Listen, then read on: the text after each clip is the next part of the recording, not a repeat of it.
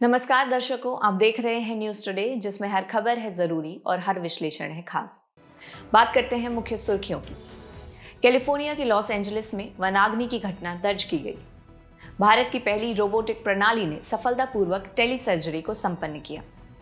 Interpole ने आपराधिक परिसंपत्तियों को लक्षित करते हुए अपना पहला सिल्वर नोटिस जारी किया।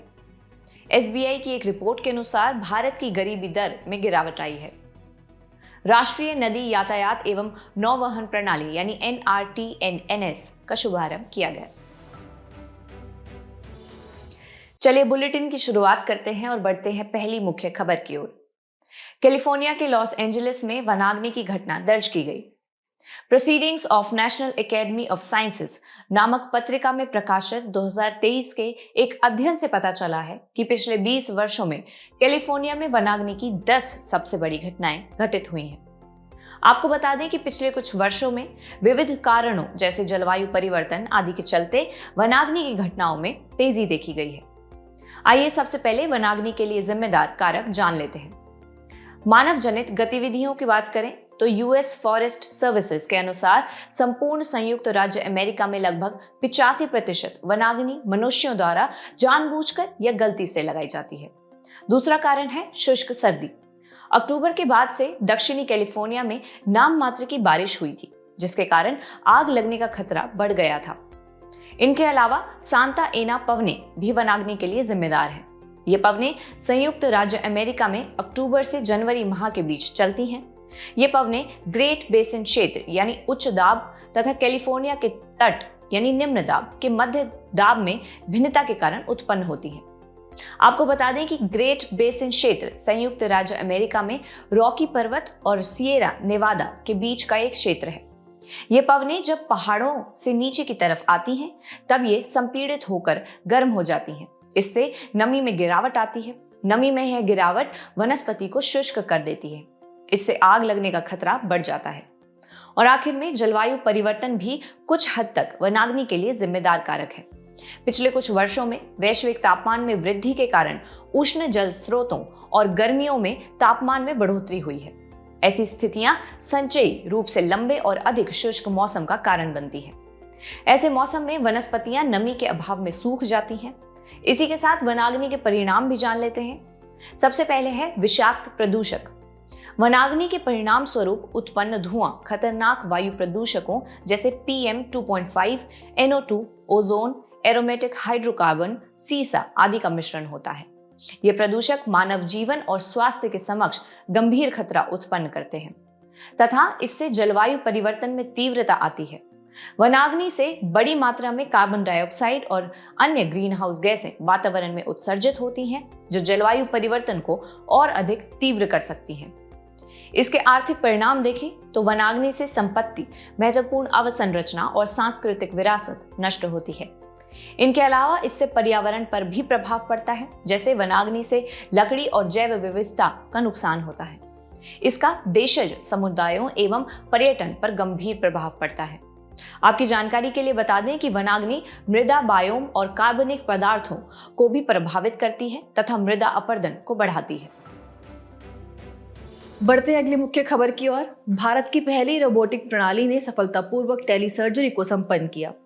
भारत की स्वदेशी सर्जिकल रोबोटिक प्रणाली ने विश्व की पहली 2 रोबोटिक कार्डियक सर्जरी को सफलतापूर्वक पूरा किया। देश की स्वदेशी सर्जिकल रोबोटिक प्रणाली SSI मंत्रा है।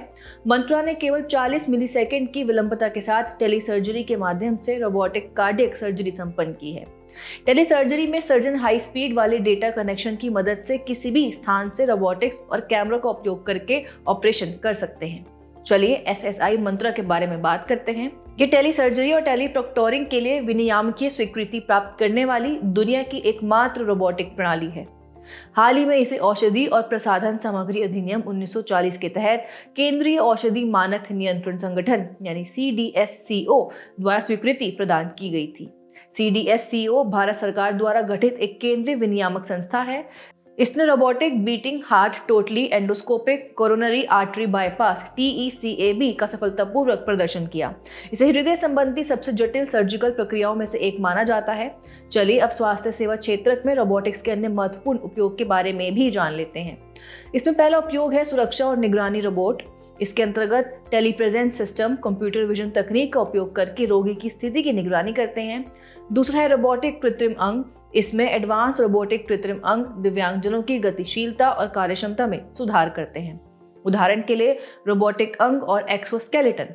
तीसरा है स्वच्छता और कीटाणु शोधन रोबोट। ये रोबोट पहचाने गए क्षेत्रों की सफाई के लिए पराबैंगनी सी यानी यूवीसी प्रकाश या हाइड्रोजन पेरोक्साइड वेपर HPV का उपयोग करते हैं। और अंतिम है मेडिकल ट्रांसपोर्टेशन रोबोट। इसमें मरीजों को आवश्यक सामग्री की आपूर्ति, दवाएं, भोजन आदि उपलब्ध कराते हैं।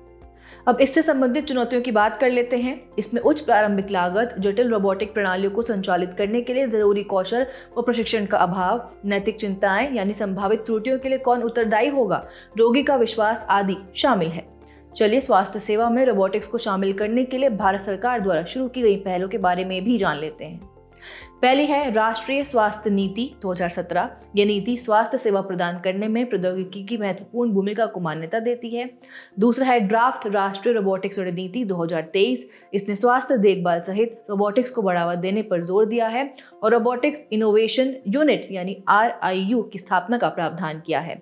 अन्य पहलों की बात करें तो IISc बेंगलुरु में आर्टिफिशियल इंटेलिजेंस और रोबोटिक्स टेक्नोलॉजी पार्क यानी ARTPARK आर्ट पार्क की स्थापना की गई है। चलिए बढ़ते हैं अगली मुख्य खबर की ओर। इंटरपोल ने आपराधिक परिसंपत्तियों को लक्षित करते हुए अपना पहला सिल्वर नोटिस जारी किया। नए सिल्वर नोटिस को प्रायोगिक चरण में जारी किया गया है। इसमें भारत सहित विश्व के 52 देश शामिल हैं। यह अंतर्राष्ट्रीय स्तर पर संगठित अपराध से लड़ने में सहायता करेगा। सबसे पहले सिल्वर नोटिस के बारे में जान लेते हैं। यह इंटरपोल के कलर कोडेड नोटिसों के समूह में सबसे नया कलर कोड है। इसे आपराधिक परिसंपत्तियों को लक्षित करने के लिए लाया गया है। इससे अपराधियों की परिसंपत्ति, वाहन, वित्तीय खातों और व्यवसायों सहित शोधन की गई परिसंपत्तियों का पता लगाने, उनकी पहचान करने और उनके बारे में जानकारी प्राप्त करने में सुविधा हुई।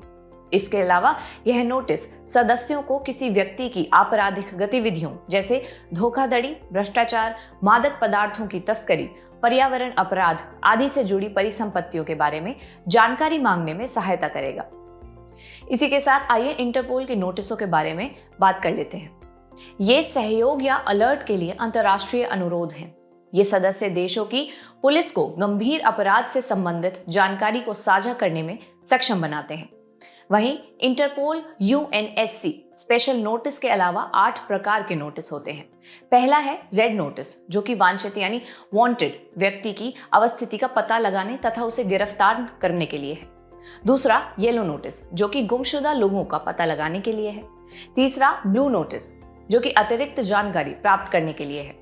इनके अलावा है ब्लैक नोटिस, यह अज्ञात शवों की पहचान करने के लिए है। तथा ग्रीन नोटिस, जो कि चेतावनी और खुफिया जानकारी के लिए है। इनके अलावा ऑरेंज नोटिस, जो कि आने वाले खतरे के मद्देनजर के लिए है। तथा पर्पल नोटिस, यह अपराधियों द्वारा अपराध करने के तरीकों के बारे में जानकारी प्राप्त करने के लिए है।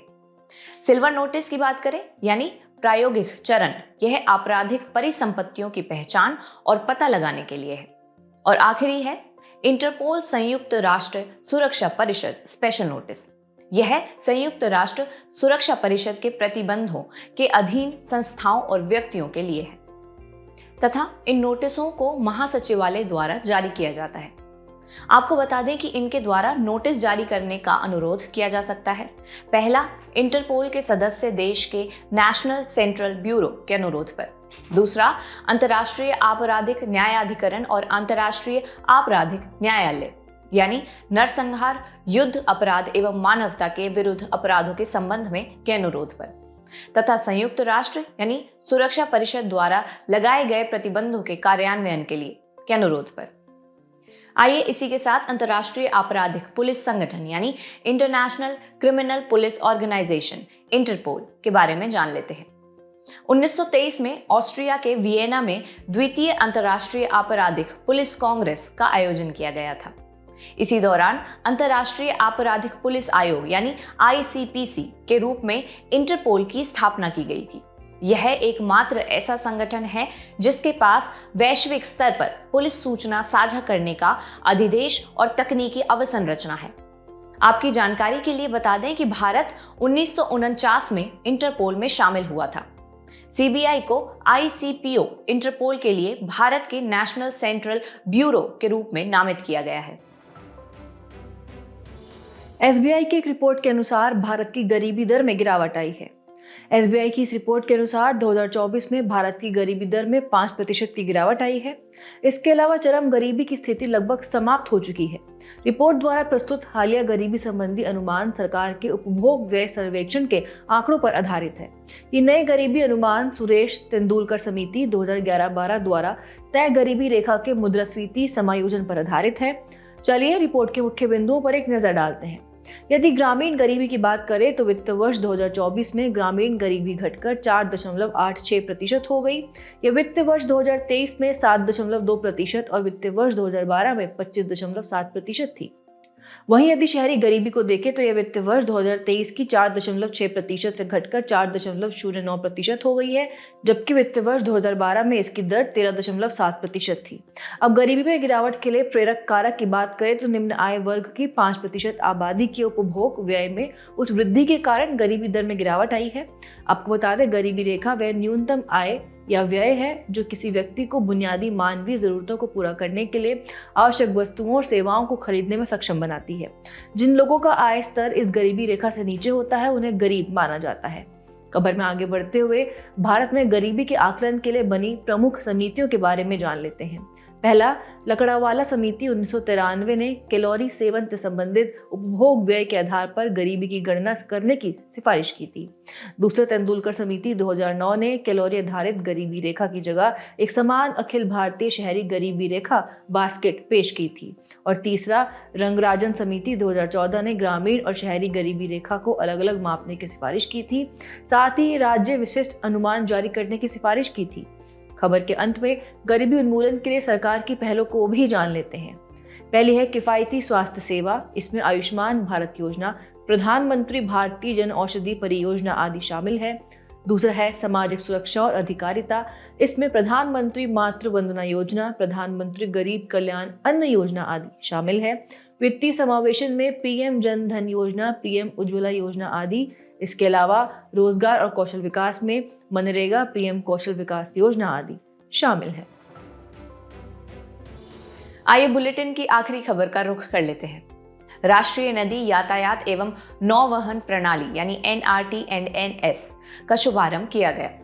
राष्ट्रीय नदी यातायात एवं नौवहन प्रणाली national river traffic and navigation system यानी NRT&NS का उद्देश्य अंतर्देशीय जलयानों की सुरक्षा और उनके सुचारू परिचालन को बढ़ावा देना है।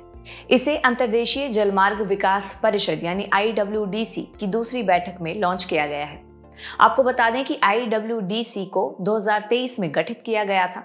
यह भारत में अंतर्देशीय जलमार्गों को बेहतर बनाने एवं उनके उपयोग को बढ़ावा देने संबंधी नीतिगत मामलों में विचार विमर्श हेतु एक शीर्ष मंच है। आइए इसी के साथ इस बैठक से संबंधित अन्य मुख्य बिंदु भी देख लेते हैं। सबसे पहले अंतर्देशीय जलमार्ग परिवहन क्षेत्र में प्रशिक्षण और नवाचार के लिए 9 क्षेत्रीय उत्कृष्टता केंद्रों यानी RCOEs की स्थापना की जाएगी तथा बुनियादी ढांचे, व्यापार, पर्यटन और कौशल विकास के माध्यम से समुदायों की सामाजिक आर्थिक स्थिति में सुधार लाने के लिए नदी सामुदायिक विकास योजना शुरू करने का प्रस्ताव किया गया है। इसके अलावा चलिए अब भारत में अंतर्देशीय जलमार्ग के बारे में भी जान लेते हैं। इसकी स्थिति की बात करें तो राष्ट्रीय जलमार्ग अधिनियम 2016 के अंतर्गत 111 जलमार्गों को राष्ट्रीय जलमार्ग यानी NW घोषित किया गया है।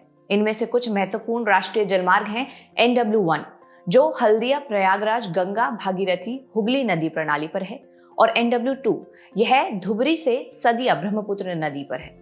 वहीं इसकी संस्थागत संरचना देखें तो यह भारतीय अंतर्देशीय जलमार्ग प्राधिकरण की स्थापना भारतीय अंतर्देशीय जलमार्ग प्राधिकरण अधिनियम 1985 के तहत की गई है। यह राष्ट्रीय जलमार्ग के विनियमन और विकास के लिए जिम्मेदार है तथा इसकी क्षमता की बात करें तो भारत में लगभग 14,500 किलोमीटर नौगम्य अंतर्देशीय जलमार्ग हैं, जिनमें नदियां, नहरें, बैकवाटर और क्रीक शामिल है। अब राष्ट्रीय जलमार्ग यानी NW के महत्व को जान लेते हैं। सबसे पहले है बुनियादी ढांचे की दक्षता। इसके लिए भूमि अधिग्रहण के मुद्दों का सामना नहीं करना पड़ता है तथा अंतर्राष्ट्रीय व्यापार को बढ़ावा मिलेगा। उदाहरण के लिए भारत बांग्लादेश प्रोटोकॉल NW1 और NW2 का उपयोग करके व्यापार को बढ़ावा देता है। इसके अलावा इसमें पर्यावरणीय लाभ जैसे ईंधन कुशल तथा क्षेत्रीय और तटीय विकास जैसे पूर्वोत्तर भारत आदि शामिल है। हालांकि इसके समक्ष कुछ प्रमुख चुनौतियां भी हैं, जैसे नदी के ऊपरी भाग में जल की अत्यधिक निकासी या उपयोग के परिणाम स्वरूप नदियों के निचले भाग में विसर्प का बनाना या नदियों का शाखाओं में विभाजन होना तथा अत्यधिक गाद के कारण बार बार व्यापक ड्रेजिंग की आवश्यकता आदि। आइए खबर के अंत में अंतर्देशीय जलमार्गों को बढ़ावा देने के लिए शुरू की गई पहले भी जान लेते हैं। बुनियादी ढांचे का विकास के लिए मल्टी मॉडल टर्मिनल्स यानी MMTs का निर्माण करना। दूसरा, नदी क्रूज पर्यटन के लिए नदी क्रूज मार्गों का विकास और पर्यटन को बढ़ावा देना। इनके अलावा अंतर्देशीय पोत अधिनियम 2021 यानी इनलैंड वेसल्स एक्ट 2021, यह जलयानों की सुरक्षित आवाजाही सुनिश्चित करने के लिए कानूनी प्रावधान है। और आखिर में जलवाहक योजना, इसके अंतर्गत जलमार्गों के माध्यम से कार्गो के परिवहन को बढ़ावा देना। चलिए बढ़ते हमारे खास सेगमेंट सुर्खियों में स्थल की तरफ। आज हम बात करेंगे क्यूबा की, जिसकी राजधानी हवाना है। भारत ने राफेल नामक हरिकेन से प्रभावित क्यूबा को मानवीय सहायता भेजी है। इसकी भौगोलिक स्थिति की बात करें तो ये कैरेबियन सागर में स्थित सबसे बड़ा द्वीपीय देश है, जो वेस्ट इंडीज के ग्रेटर एंटिलीज का भाग है। इसके उत्तर व उत्तर पूर्व में संयुक्त राज्य अमेरिका, उत्तरी तट पर बहामास, पश्चिम में मैक्सिको, पूर्वी में हैती तथा दक्षिण में जमैका स्थित है। इसकी समुद्री सीमाएं पश्चिम में मैक्सिको की खाड़ी और उत्तर में अटलांटिक महासागर से लगती हैं। बात करें कि इसकी भौगोलिक विशेषताओं की, तो इसकी प्रमुख नदियां काउटो और गुआंतानामो है। हालांकि काउटो सबसे लंबी है और इसका उच्चतम बिंदु पिको टर्क्विनो है। चलिए बुलेटिन के आखिर में बढ़ते हैं आज की संक्षिप्त सुर्खियों की तरफ। Centre for monitoring Indian economy यानी CMIE के अनुसार गैर सूचीबद्ध कंपनियों का ब्याज कवरेज अनुपात यानी ICR 30 साल के उच्चतम स्तर पर है। ब्याज कवरेज अनुपात एक वित्तीय अनुपात है जो किसी फर्म को अपने बकाया ऋण को चुकाने की क्षमता को इंगित करता है। संयुक्त राष्ट्र ने अपनी प्रमुख report world economic situation and prospects यानी WESP 2025 जारी की है। यह रिपोर्ट संयुक्त राष्ट्र आर्थिक एवं सामाजिक मामलों के विभाग, UN ट्रेड एंड डेवलपमेंट और 5 संयुक्त राष्ट्र क्षेत्रीय आयोगों के साथ साझेदारी में तैयार की है। प्रोजेक्ट P75 की छठी स्कॉर्पियन पनडुब्बी वाघशीर भारतीय नौसेना को सौंपी गई। इसका नाम सैंड फिश के नाम पर रखा गया है, जो हिंद महासागर में गहराई में पाई जाने वाली समुद्री शिकारी मछली है। सिल्वर नैनोवायर आधारित कंडक्टिव इंक प्रौद्योगिकी हाल ही में 2 भारतीय स्टार्टअप्स को हस्तांतरित की गई है। कंडक्टिव इंक एक पेंट है जिसमें चांदी या कार्बन कण होते हैं। ये कण इसे विद्युत का सुचालक बनाते हैं। केंद्रीय पर्यावरण राज्य मंत्री ने दिल्ली के राष्ट्रीय प्राणी उद्यान के पानी को साफ और शुद्ध करने के लिए नैनो बबल तकनीक का शुभारंभ किया। नैनो बबल्स का आकार 70 से 120 नैनोमीटर होता है, जो नमक के एक दाने से 2500 गुना छोटा होता है। यूनाइटेड किंगडम के डरहम यूनिवर्सिटी के भौतिकविदों ने ग्रेविटेशनल लेंसिंग यानी GL का उपयोग करके आकाशगंगाओं के एक समूह के पीछे स्थित 44 से अधिक अब तक अज्ञात सितारों की खोज की है। राखीगढ़ी में पुरातत्वविदों ने सटीक इंजीनियरिंग के साथ परिपक्व हड़प्पा चरण का मिट्टी की ईंटों से बना स्टेडियम और बाजार खोजा है। स्टेडियम में एक बैठने का क्षेत्र है जो खेल को देखने के लिए उपयुक्त ढलान के अनुसार बना है। यह उस समय की खेल संस्कृति को उजागर करता है। जाने से पहले आपकी समझ की परीक्षा के लिए डालते हैं एक नजर हमारे स्पेशल सेगमेंट प्रश्नोत्तरी पर।